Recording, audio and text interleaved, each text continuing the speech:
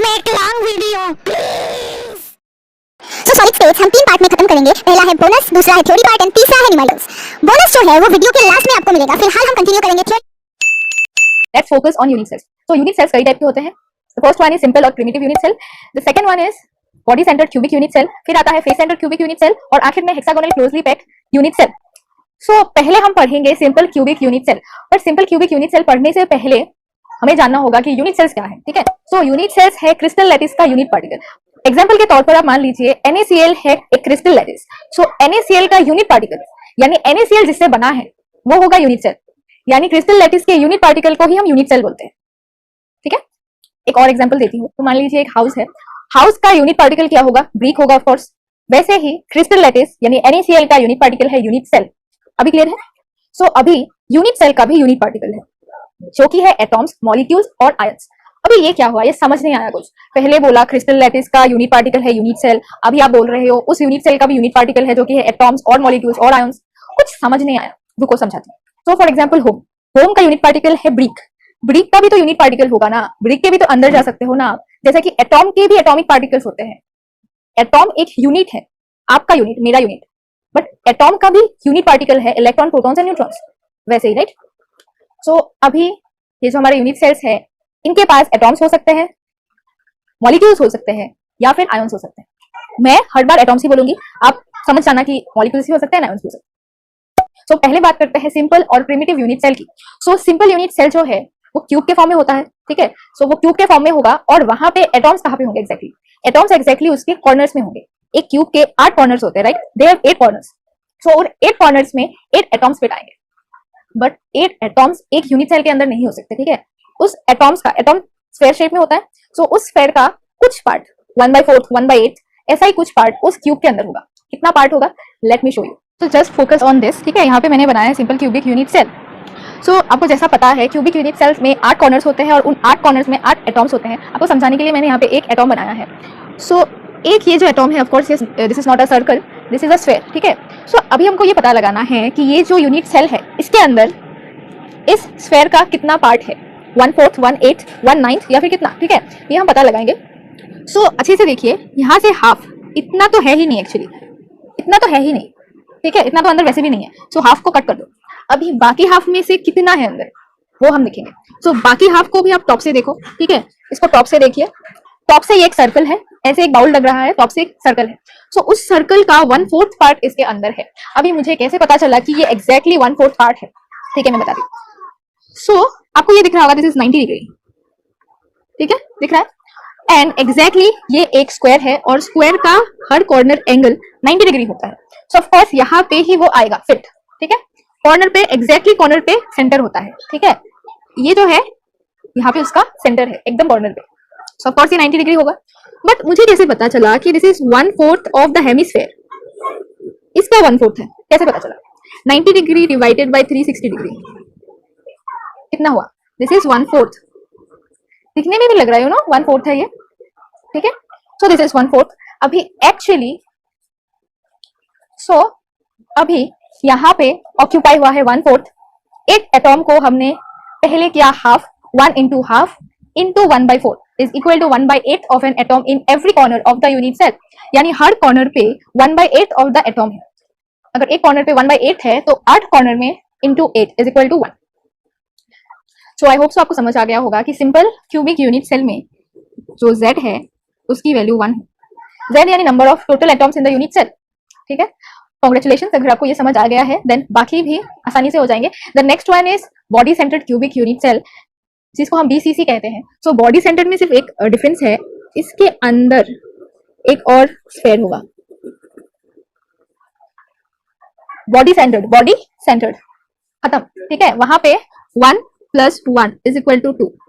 सो उससे पहले एक इंपॉर्टेंट बात जान लो। लास्ट टाइम मैंने आपको नहीं बताया था कि 1 + 1 क्यों हुआ। कॉर्नर एटॉम्स जो है वो हर यूनिट सेल में होते हैं, चाहे वो सिंपल यूनिट सेल हो या फिर body centre cubic unit cell हो या फिर face centre cubic unit cell हो। तो 1 × 1/8 × 8 = 1, तो वो हर कॉर्नर में होगा। ठीक है, सो 1 1/8 × 8 = 1, जो कि हमने सिंपल क्यूबिक यूनिट सेल में देखा था, वो हर में अप्लाई होगा। ठीक है, कॉर्नर वाले होंगे। सो कॉर्नर वाले के लिए हम हमेशा एक एटॉम को अलग करके रखेंगे। ठीक है, सो अभी नेक्स्ट डिस्कस करते हैं face centre cubic unit cell के बारे में, जिसको बोलते हैं HCC।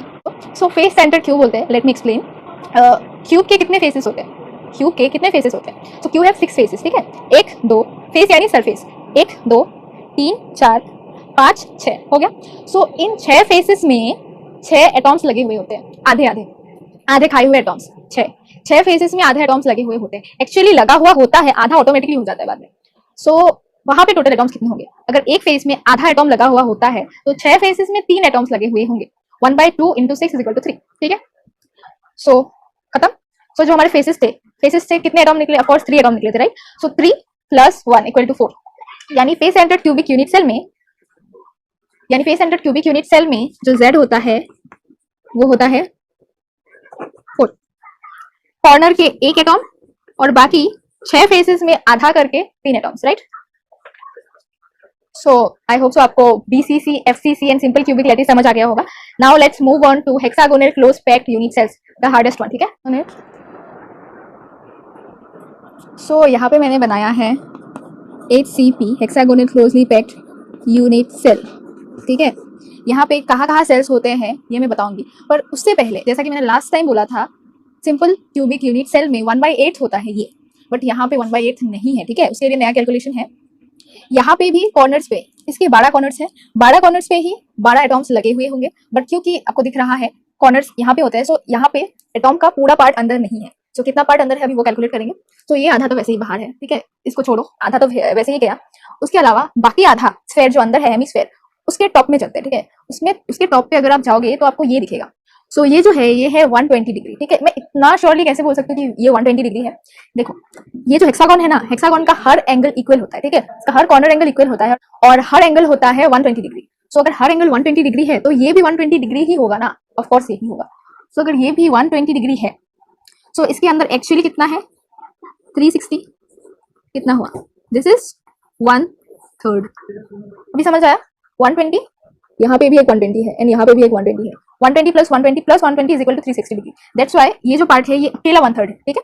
सो अभी ये कॉर्नर एक्चुअली कितना ऑक्यूपाई करता है, चलिए देखते हैं। फर्स्ट हाफ इंटू 1/3 = 1/6, ठीक है। यानी एक कॉर्नर में जो एटॉम होता है उसका 1/6 अंदर रहता है। सो 1/6 इंटू कितने कॉर्नर है? 12 कॉर्नर है टोटल। सो 1/6, सो 1/6 इंटू 12 = 2, ठीक है, = 2। यानी कॉर्नर्स में, सिर्फ कॉर्नर्स में 2 एटॉम्स रहते हैं, ठीक है। सिर्फ कॉर्नर्स को मिला के 2 एटॉम्स रहते हैं। उसके अलावा जैसा कि मैंने बोला था और एटॉम रहते हैं। सो एक्चुअली यहाँ पे 1 2 3, इसके अंदर, इस हेक्सागोन के अंदर 3 होल एटॉम्स, इस हेक्सागोन के अंदर 3 जिंदा एटॉम्स है। जिंदा एटॉम्स मतलब पूरा एटॉम्स है इसके अंदर, खेल रहे हैं रिंगा रिंगा रोजेस। तो इसके अंदर है, सो अंदर वाले होंगे 3, ठीक है। उसके अलावा और एटॉम्स है, उसके अलावा फेस में यहाँ पे एक एटॉम है और यहाँ पे एक एटॉम है। अभी इतना तो आपको समझ आ गया होगा कि आउटर फेस में जो एटॉम्स रहते हैं वो एक्चुअली आधा बाहर और आधा अंदर रहते हैं। ये मैं आधा नहीं दिखा सकती, this is not 3D, you know, यहाँ पे। सो आधा, हाफ इंटू 2 = 1। तो एक्चुअली जो HCP लैटिस है उसका Z है 6, 2 जो कि कॉर्नर से मिले हैं, 3 जो कि अंदर है और 1 जो कि फेजेस में है। Last time face centred cubic unit cell में भी मैंने आपको बोला था दैट वहां पे भी फेस बोला था कि जो फेसेस है उसमें हाफ है इंटू 6 = 3। सो इस तरह यहाँ पे हाफ इंटू 2 = 1। सो ऐसे हमारा यूनिट सेल्स खत्म हो गया है। अभी नेक्स्ट टॉपिक में जाते हैं। तो अभी हम चलते हैं नेक्स्ट टॉपिक की तरफ। The next topic is the difference between amorphous solid and crystalline solid, ठीक है। सो मैं पहले ये बोल देती हूँ कि एक्चुअली एमोर्फस सॉलिड है क्या और एक्चुअली क्रिस्टलाइन सॉलिड है क्या। सो क्रिस्टलाइन सॉलिड के एग्जांपल है NaCl, copper sulphate, iron sulphate, ठीक है। वो एक्चुअली क्रिस्टल के फॉर्म में होते हैं, वो पाउडर्ड नहीं होते, ठीक है। और अगर एमोर्फस सॉलिड्स की बात करें तो amorphous solids are just powders, ठीक है। वो जनरली व्हाइट पाउडर्स होते हैं but exceptions are there. So ammonium hydroxide कुछ इस तरह का दिखता है, लाइक पाउडर, तो वो एक एमोर्फस सॉलिड है, ठीक है। तो अभी हम डिफरेंस देखते हैं, ठीक है। प्रॉपर्टीज में क्या क्या डिफरेंस है। जो क्रिस्टलाइन सॉलिड्स होते हैं they possess sharp melting point, but जो एमोर्फस सॉलिड्स होते हैं they do not possess sharp melting point, ठीक है। सो सेकेंडली क्रिस्टलाइन सॉलिड्स में जो कॉन्स्टिट्यूएंट पार्टिकल्स होते हैं वो रेगुलर ऑर्डरली अरेंजमेंट में होते हैं, बट एमोर्फस सॉलिड्स में दे डू नॉट हैव और पोजेस रेगुलर ऑर्डरली अरेंजमेंट। मतलब क्रिस्टलाइन में जो कॉन्स्टिट्यूएंट पार्टिकल्स होते हैं, मतलब जिन पार्टिकल से क्रिस्टल सॉलिड बनता है वो पार्टिकल्स ऑर्डर में होते हैं, they have a certain shape, size और ऑर्डर। बट एमोर्फस में दिस इज नॉट सर्टेन, ठीक है, वो अलग अलग होता है। फिर बात करते हैं हम तीसरे पॉइंट की। The third point is amorphous solids are isotropic but crystalline solids are not isotropic, ठीक है। उसके बाद लास्ट पॉइंट है crystalline solids have polymorphic form but amorphous solids do not have polymorphic form.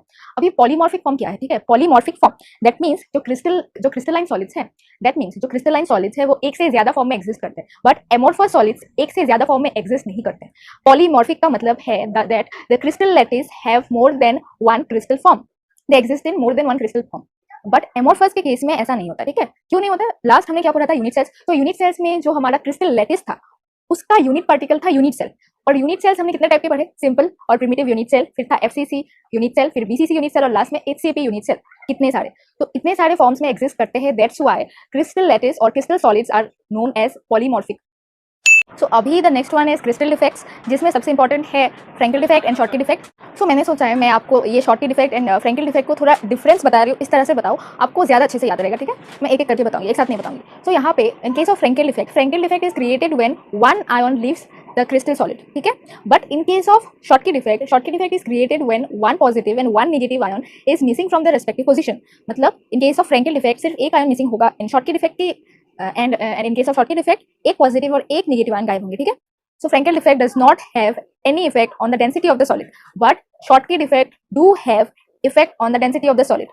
Actually, जो Schottky defect है, it lowers the density of the solid. ठीक है, दो हो गए. अभी the third one is, so Frankel defect is more common in compounds which have low coordination number, plus the difference between the sizes of positive and negative ion is very large.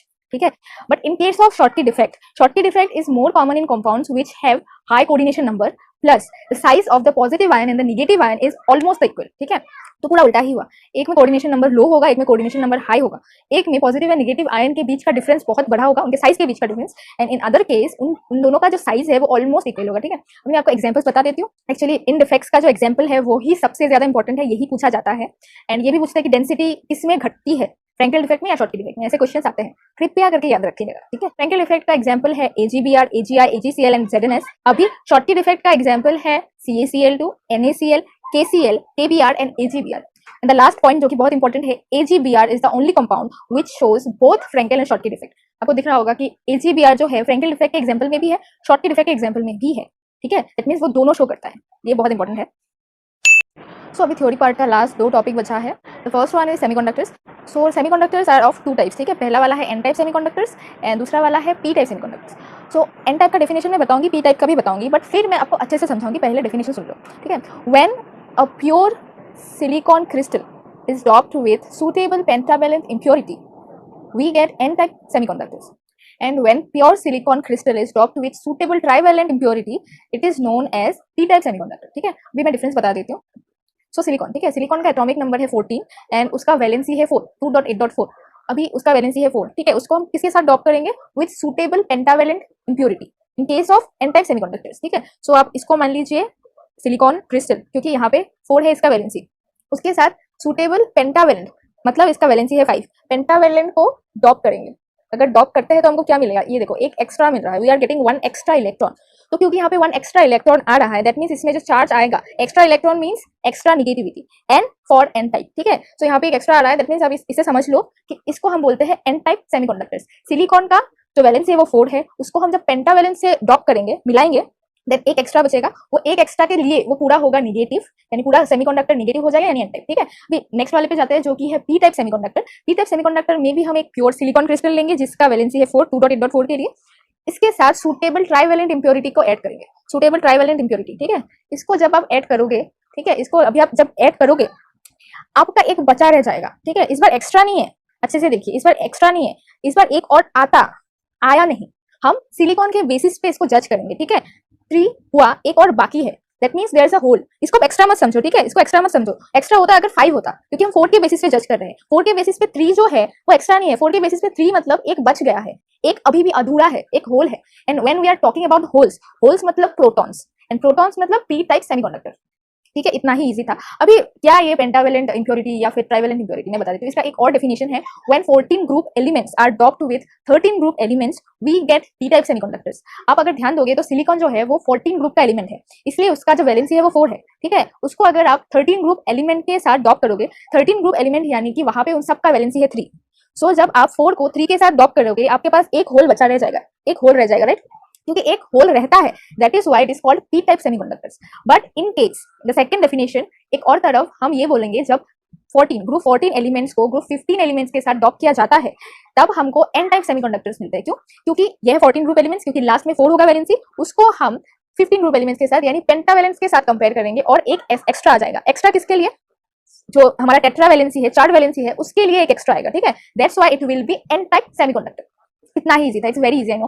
सो यहाँ पे आपको कैसे question पूछेंगे, ठीक है। आपको यहाँ पे डेफिनेशन नहीं पूछते एग्जाम में, बोर्ड एग्जाम में डेफिनेशन नहीं पूछते।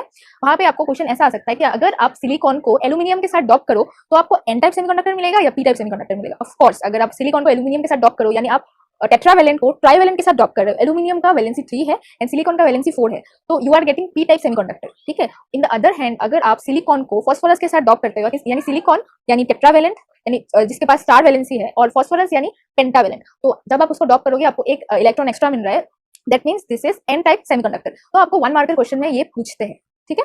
सो हमारा ये वाला पार्ट खत्म। सो अभी हमारा नेक्स्ट छोटू सा टॉपिक है magnetic properties of solid. So magnetic properties of solid में 3 पार्ट है, पैरामैग्नेटिज्म, फेरोमैग्नेटिज्म एंड डायमैग्नेटिज्म, ठीक है। तो एक्जैक्टली मैं पहले आपको पैरामैग्नेटिज्म एंड डायमैग्नेटिज्म के बारे में बताऊंगी, बिकॉज वो दोनों ऑपोजिट है। फेरोमैग्नेटिज्म पैरामैग्नेटिज्म का ही एक स्पेशल केस है, तो वो मैं बाद में बताऊंगी। फर्स्ट मैं आपको डायमैग्नेटिज्म एंड पैरामैग्नेटिज्म के डिफरेंस बताऊंगी, ठीक है। सो जो हमारे पैरामैग्नेटिक मटेरियल्स होते हैं उनमें अनपेयर्ड इलेक्ट्रॉन्स होते हैं, but in case of diamagnetic materials हमारे पास अनपेयर्ड इलेक्ट्रॉन्स नहीं होते। मैं अच्छे से समझाती हूँ एग्जाम्पल के साथ। सो पहले मैं आपको पैरामैग्नेटिक मटेरियल का एग्जाम्पल देती हूँ। For example nitrogen. सो अभी नाइट्रोजन के ऑर्बिटल्स के अंदर जाएंगे, ठीक है। नाइट्रोजन का एटॉमिक नंबर है 7। सो उसके अकॉर्डिंग जो नाइट्रोजन का 1s ऑर्बिटल है उसमें 1 पेयर ऑफ इलेक्ट्रॉन आएंगे, 2s ऑर्बिटल में भी 1 पेयर ऑफ इलेक्ट्रॉन आएंगे, बट बाकी जो 3 ऑर्बिटल्स है उसमें एक इलेक्ट्रॉन्स होते हैं, उसमें 3 अनपेयर्ड इलेक्ट्रॉन्स होते हैं। और क्योंकि इनके पास अनपेयर्ड इलेक्ट्रॉन्स होते हैं, अनपेयर्ड इलेक्ट्रॉन्स की वजह से ही दे शो पैरामैग्नेटिक बिहेवियर। ये पैरामैग्नेटिक बिहेवियर क्या है? Paramagnetic materials are weakly attracted towards magnetic field. They are attracted toward magnetic field but weakly, ठीक है, नॉट स्ट्रांगली। वो स्ट्रांगली मैग्नेटाइज नहीं हो सकते हैं through magnetic field. But in case of diamagnetic material से पूरा उल्टा है। फॉर एग्जाम्पल अगर मैं आपको सिल्वर का नाम लूं तो सिल्वर में जितने भी ऑर्बिटल होते हैं उनमें एक भी अनपेयर्ड इलेक्ट्रॉन नहीं होता है। Silver have 0 unpaired electron and that is why silver is a diamagnetic element. तो सिल्वर जो है, silver is weekly repelled by magnetic field, ठीक है। अभी मैं आपको डिफरेंस अच्छे से समझा देती हूँ। जो हमारा डायमैग्नेटिक मटेरियल है वो वीकली रिपेल करता है, बट जो हमारा पैरामैग्नेटिक मटेरियल है वो वीकली अट्रैक्ट करता है मैग्नेटिक फील्ड से, ठीक है। In case of diamagnetic material there are no unpaired electrons. Diamagnetism arises due to the absence of unpaired electrons. Paramagnetism arises due to the presence of unpaired electrons. एक में unpaired electrons होते हैं, that's why they are paramagnetic. एक तरफ unpaired electrons नहीं होते हैं, that's why they are diamagnetic, ठीक है। जब इलेक्ट्रॉन्स फुल हो जाते हैं दे स्टार्ट रिपेलिंग, ठीक है। इलेक्ट्रॉन ज्यादा हो गए तो रिपल्शन भी ज्यादा होगा, that's why they started just repelling, ठीक है। बट जब वहां पे इलेक्ट्रॉन्स कम होते हैं they start attracting the magnetic field. ये इसका फंडा। अभी हम तीसरे मैग्नेटिक प्रॉपर्टी पर जाते हैं जो कि है फेरोमैग्नेटिज्म, ठीक है। फेरोमैग्नेटिज्म जो है वो पैरामैग्नेटिज्म का ही एक स्पेशल केस है। जो फेरोमैग्नेटिक मटेरियल होते हैं वो strongly attracted towards magnetic field होते हैं, ठीक है। वहां पे भी अनपेयर्ड इलेक्ट्रॉन्स होते हैं but they are strongly attracted towards the magnetic field. इतना ही उनका आइडेंटिटी होता है। जो भी हम यूज करते हैं magnet, they are ferromagnetic not paramagnetic, ठीक है। दे आर फेरोमैग्नेटिक, वो स्ट्रांगली मैग्नेटाइज हो सकते हैं। तो फेरोमैग्नेटिक मटेरियल्स का एग्जांपल है निकेल, कोबाल्ट एंड आयरन, ठीक है। और जो हमने पिछला 2 पढ़ा था उनका एग्जांपल है in case of diamagnetic material AU and AG यानी silver and gold. In case of silver, gold and copper भी होता है। So in case of paramagnetic materials CuO, copper oxide and oxygen O2, ठीक है, they are paramagnetic. सो हमारा magnetisation का topic भी होगा। अब करेंगे न्यूमेरिकल्स। अगर आप इनको सिंपली याद भी रखते हो, मेमोराइज करते हो तो कोई प्रॉब्लम नहीं है, ठीक है। अभी थर्ड वाला जो है वो है FCC, और FCC जो FCC है उसको हम CCP भी बोलते हैं, ठीक है। दोनों का मीनिंग सेम है। वहां पे Z इज इक्वल टू 4 है। एंड द नेक्स्ट वन है, सेकंड वाला है इन क्लोजली पैक्ड स्ट्रक्चर। कोई भी closely packed structure unit cell हो सकता है, क्रिस्टल लेटिस हो सकता है, या फिर a bunch of atoms, right. So closely packed structure में टोटल नंबर ऑफ वॉइड्स होंगे 3n। ये पूरा सुन लीजिएगा, मैं आपको अच्छे से बताऊंगी। वहां पे टोटल नंबर ऑफ वॉइड्स होंगे 3n। उसमें से 3n में से 2n होंगे tetrahedral voids and n types के होंगे ऑक्टाहेड्रल वॉइड्स। ये जनरल नंबर ऑफ एटॉम्स है क्योंकि n is equal to 6.022 into 10 to the power 23 है, ठीक है। सो इसी के अकॉर्डिंग जो ऑक्टाहेड्रल वॉइड्स है वो टेट्राहेड्रल वॉइड्स के आधे हैं। सो आप इसको ऐसे समझ सकते हो कि tetra means 4 and octa means 8। सो 8 एक ही है बट 4 2 बार है, so that it can be compared with 8, ठीक है। ऐसा भी याद कर सकते हो। तो ये दोनों चीजें आप अच्छे से नोट डाउन कर लीजिएगा क्योंकि नेक्स्ट वाले में ये काम आएंगे, ठीक है। सो ये हमारा नया इंपॉर्टेंट बैच रेडी है। यहाँ पे the third one is relation between radius of the atom. Radius of the atom वो है, अभी ये है सिंपल यूनिट सेल जिसके एकदम साइड में यानी एजेस में एटॉम्स है, ठीक है। उन एटॉम्स का रेडियस r, और उसके अलावा edge of the unit cell जिसको हम ए कहेंगे। Edge of the unit cell यानी यहाँ है ए, यहाँ पे क्योंकि ये स्क्वायर है तो यहाँ वाला ये ए, यहाँ वाला ए सब इक्वल है क्योंकि ये एज लेंथ है। उसके अलावा जो एटम्स का रेडियस है वो भी इक्वल है। So simple cubic unit cell के लिए R is equal to a/2, BCC unit cell के लिए √3/4a, इसको आप याद रखिएगा, मेमोराइज करना। एंड FCC यूनिट सेल है R is equal to a/2 √2, √2 and √3 का वैल्यू आपको याद रखना है, ठीक है। उसके अलावा ये पार्ट याद क्यों रखना है इसके लिए, ठीक है, ये यहाँ पे सबसे इंपॉर्टेंट फॉर्मूला है, इसके बेसिस पर बहुत सारे सम्स आते हैं, ठीक है, इसको कभी मिस मत कीजिएगा।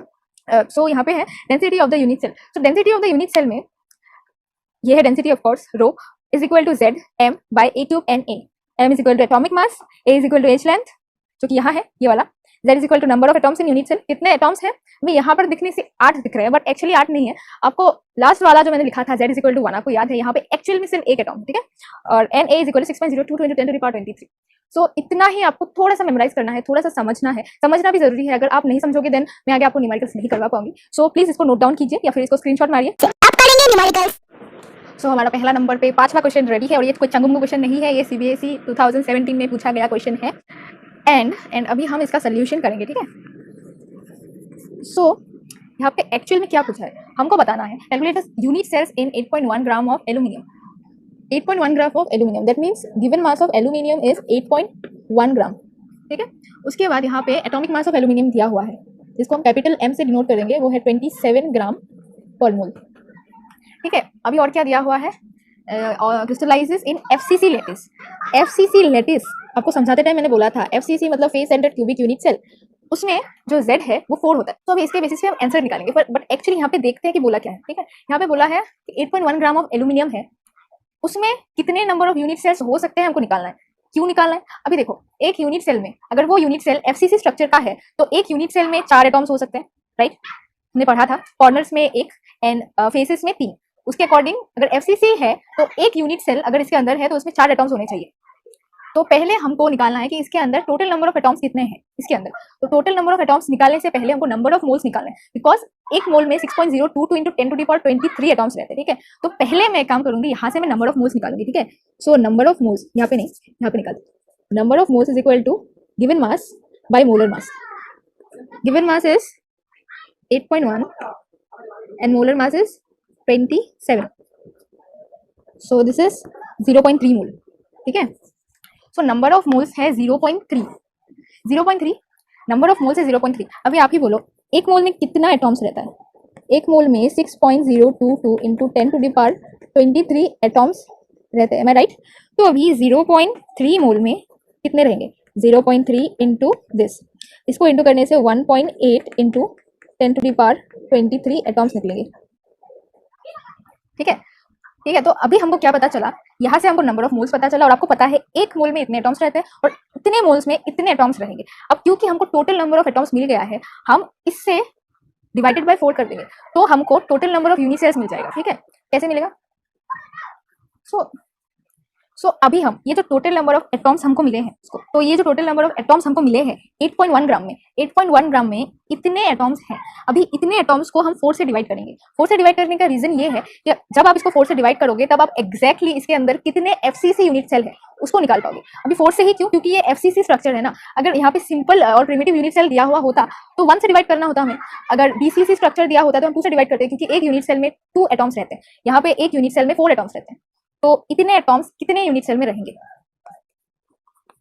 Total number of unit cells, इसको डिवाइड करेंगे 1.8 × 10⁻23 डिवाइडेड बाय 4, आंसर निकलेगा 4.5 × 10⁻22। ये वाला फॉर्मूला है ना, गोल्डन फॉर्मूला है, ठीक है। ये वाला बहुत फेमस फॉर्मूला है। इस वाले फॉर्मूले से कभी आपको ये निकालने देगा, कभी ये बोलेगा निकालने के लिए, कभी ये निकालने के लिए, कभी ये निकालने के लिए बोलेगा, कभी ये कभी एवोगाड्रो कांस्टेंट को भी कैलकुलेट करने को बोलते हैं। इसी से बहुत सारे क्वेश्चन बनते हैं। सो इसको तो प्रैक्टिस करके ही जाना। यही सो अभी चौथा क्वेश्चन कर रहे हैं। So the question is, an element has atomic mass 93 gram per mole and density 11.5 gram per centimeter cube. If the H length of the unit cell is 300 picometer, then identify the unit cell. अभी unit cell को कैसे identify करते हैं, यहाँ पे actually हमको Z निकालने बोला है। मैं कैसे बोल सकती हूँ, बिकॉज अभी आप बोलो अगर आपको Z पता हो देन आप बोल सकते हो कि नहीं ये FCC लैटिस है या BCC लैटिस है या HCP लैटिस है। जस्ट बिकॉज अगर आप सिर्फ Z जान जाओ, Z2 है, अगर 2 है तो बॉडी सेंटर्ड यूनिट सेल है, अगर 6 है तो हेक्सागोनल क्लोजली पैक्ड है, अगर 4 है तो ये face centred cubic unit cell है, अगर 1 है then simple cubic unit cell है। सो वहां से हम जान सकते हैं, दैट्स वाई यहाँ पे एक्चुअल में Z निकालने को बोला है। Z से हम फिर बोलेंगे वो बॉडी सेंटर्ड है या फेस सेंटर्ड है या फिर HCP है, ठीक है। सो हम जितने डिटेल्स दिए हुए हैं सारों को हम लिख लेते हैं, ठीक है। सो यहाँ पे एटॉमिक मास है 93 ग्राम पर मोल। फिर आता है डेंसिटी। यहाँ पे एक्चुअली हम कौन सा वाला फॉर्मूला यूज करेंगे आपको पता है, मैंने जो वो फेमस वाला फॉर्मूला बोला था ना, जो बहुत ज्यादा इंपॉर्टेंट है, rho is equal to ZM by A cube NA बोला था ना, वो वाला। सो रो है 11.5 ग्राम पर centimetre cube. And the next one is edge length. Edge length आपको पता है, एज लेंथ है A जो कि है 300 पिकोमीटर, ठीक है। सो 300 पिकोमीटर की जगह हम 3 into 10 to the power 2 into 10 to the power 12 minus 12, so ultimately 3 into 10 to the power minus 10 metre लिख रहे हैं। बट एक चीज़ ध्यान दीजिए आप, यहाँ पे ये सेंटीमीटर में है राइट, सो इसको भी हम सेंटीमीटर में कन्वर्ट कर लेते हैं, 10 to the power minus 8 centimetre, ठीक है। And finally Avogadro's constant is equal to 6.022 into 10 to the power 23। So ये सारी चीज़ हमको गिवन है। अभी हम रिक्वायर्ड फॉर्मूला लिखते हैं, ZM A क्यूब NA। हमको Z चाहिए, तो Z को अलग कर लेते हैं।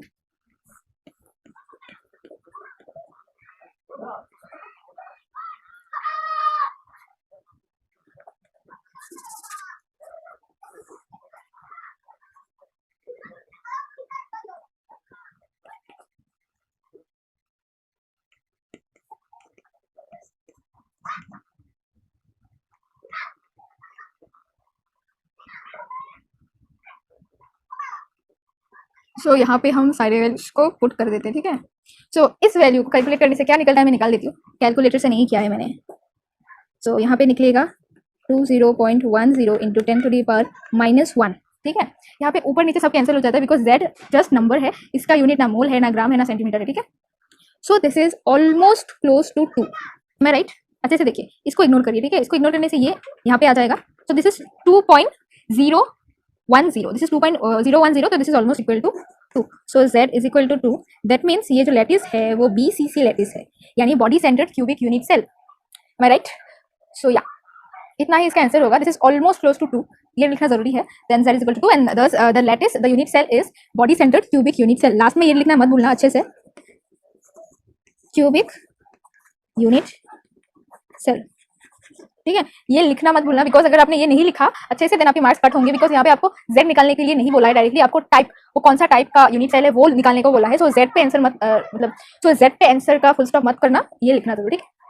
सो अभी हमारा ये आ गया नेक्स्ट क्वेश्चन। सो यहाँ पे एक्चुअली वॉइड्स की बात की गई है। मैं आपको रिमाइंड कर दूँ कि मैंने लास्ट टाइम क्या बोला था कि n होगा number of total octahedral voids, 2n होगा total number of tetrahedral voids and 3n होगा total number of voids, right. So यहाँ पे भी वो यूज होगा, बस फर्क ये है कि हमको यहाँ पे कंपाउंड का फॉर्मूला निकालना है। कंपाउंड का फॉर्मूला ये नहीं है, बट किसी भी कंपाउंड में दो पार्ट्स होते हैं, कैटायन पार्ट एक एनायन पार्ट, जैसे कि NaCl, इसमें ये cation part anion part, but MgCl2 यहाँ पे आप देख सकते हैं यहाँ पे 2 है और यहाँ पे तो कुछ नहीं है, दैट मीन्स इनका है 2:1 रेशियो, ठीक है।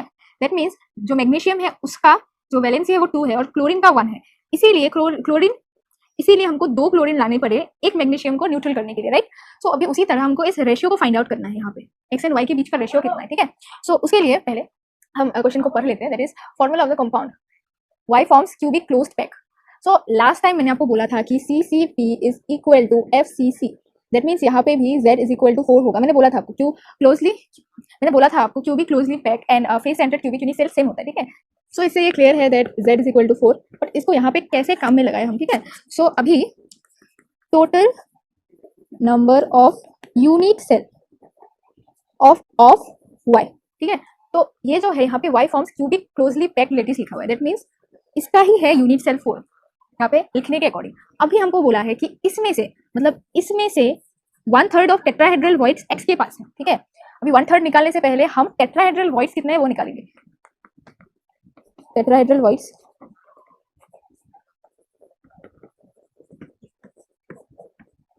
इसको अगर हम n माने तो ये होगा हमारा टेट्राहेड्रल वॉइड्स 2 × n, जैसा कि मैंने यहाँ बोला है 2 है टेट्राहेड्रल वॉइड्स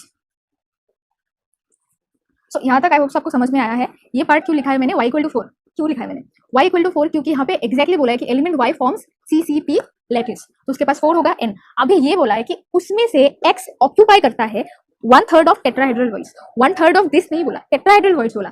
तो टेट्राहेड्रल वॉइड्स को निकालना तो होगा ना कि टेट्राहेड्रल वॉइड्स है कितना। तो टेट्राहेड्रल वॉइड्स निकाला, अभी निकालेंगे। दैट्स व्हाई x ऑक्यूपाई,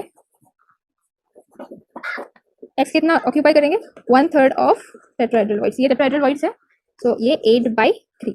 अभी इनका रेशियो निकालेंगे हम, ठीक है। अभी देखो y मिल गया, x मिल गया, x is to y is equal to कितना, x इज टू y, अभी x है ये इज टू 4, ठीक है।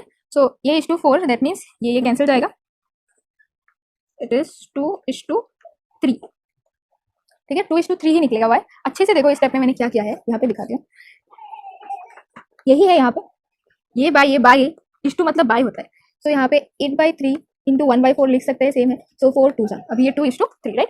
अभी यहाँ पे देखो, जैसा कि मैंने इसमें बोला था 2:1 था, सो यहाँ पे ऐसे क्रॉस मल्टीप्लाई हो गया, राइट, ऐसे हुआ है, ठीक है। वैसे ही इस कंपाउंड को हम ऐसे लिखेंगे x3 y2, इंटरचेंज हो जाएंगे, ठीक है। x2 y3 मत लिख देना, इसको याद करना है, ठीक है। यहाँ पे इसका वैलेंसी कितना है 2, इसका क्या है 1, बट फिर भी Cl में 2 लगा है ना, उसी तरह इसमें भी हम क्रॉस मल्टीप्लिकेशन करके इसका मतलब इंटरचेंज करके आंसर निकालेंगे, ठीक है। तो ये फॉर्मूला ये है, राइट। सो ये बहुत इजी क्वेश्चन है, ठीक है। इस क्वेश्चन में ये जो वर्ड है HCP, इसका कोई काम नहीं है, ठीक है। यहाँ पे हमको निकालने दिया total number of voids, total number of voids मतलब यहाँ पे हम 3n निकालेंगे, बट डिफरेंस ये है कि हमको n नहीं पता, पहले n निकालना होगा, ठीक है। हमको बोला है 0.5 मोल ऑफ इट, ठीक है। 0.5 मोल ऑफ इट मतलब एक मोल में कितना होता है, एक मोल में कितने एटम्स होते हैं, 6.022 into 10⁻23, right.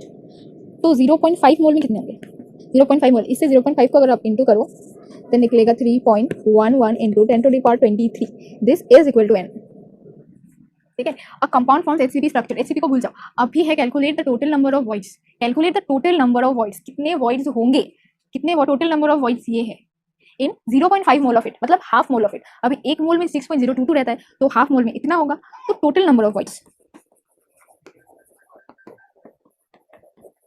Is equal to 3n।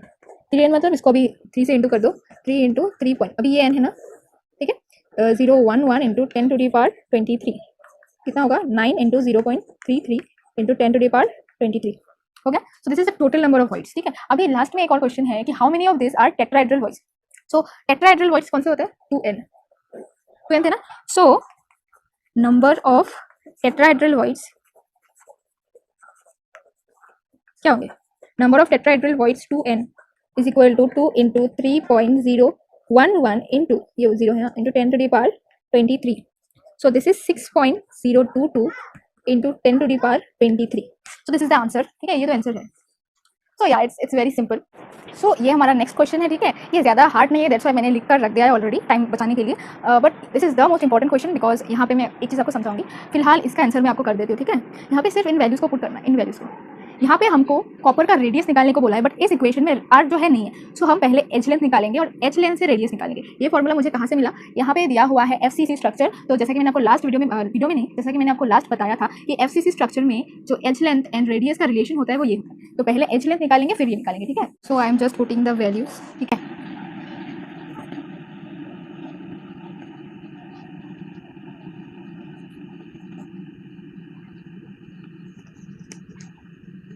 ये वैल्यू तो आपको पता है ना, एवोगाड्रोस कांस्टेंट है, ठीक है। तो अभी यहाँ पे ये निकलेगा 4.8 इंटू 10⁻23, ठीक है, ए क्यूब। बट यहाँ पे ए क्यूब की वैल्यू है, जैसे इस क्यूब को इस तरफ ले आते हैं, आपको पता है इस तरफ ले आने से ये क्यूब जो है वो 2⁻1/3 हो जाएगा, राइट। सो इसका वैल्यू जो है उसको लॉग एंड एंटी लॉग लेके फिर निकालना होगा। वैल्यू निकलेगा 6.3 इंटू 10⁻8 सेंटीमीटर। सेंटीमीटर में क्यों, बिकॉज ये जो है यहाँ पे ग्राम पर सेंटीमीटर क्यूब में है, ठीक है, मीटर में नहीं। अगर ये मीटर में होता तो ये भी मीटर में निकलता, राइट। सो अभी हम इस वैल्यू को यहाँ पे पुट करेंगे, जैसा कि मैंने आपको बोला है, यहाँ से आर निकलेगा और ये फॉर्मूला है, ठीक है। ये मैंने इन्वेंट नहीं किया है, फॉर्मूला है। सो ए है 3.6 इंटू 10⁻−8 और नीचे है 2√2, सो इसका आंसर निकलेगा 1.2 इंटू 10⁻−8 सेंटीमीटर। जहां तक रही आपकी बोनस टिप की बात, so your bonus tip is कि ये जो चैप्टर है, इस चैप्टर को अगर एग्जाम के टाइम आप रिवीजन करने में नाकामयाब रहो, यानी आपके पास बहुत कम टाइम हो रिवीजन करने में ये वाला चैप्टर, देन आप कौन सा पार्ट चूज करोगे, यूनिट सेल्स या बाकी थ्योरी पार्ट। मैं आपको बोल रही हूँ मर जाओ, बट ये जो न्यूमेरिकल्स का पार्ट है इसको ना खत्म करके एग्जाम में पैर मत रखना, ठीक है। न्यूमेरिकल्स तो आएगा ही आएगा, आएगा मतलब आएगा ही, ठीक है, बोर्ड्स में तो आएगा। ये जो है यहाँ पे ये वाले तो आएंगे ही। तो जैसा कि मैंने आपको लास्ट वाली वीडियो में बताया था कि यूनिट सेल्स ही इस चैप्टर का सबसे इंपॉर्टेंट टॉपिक है। और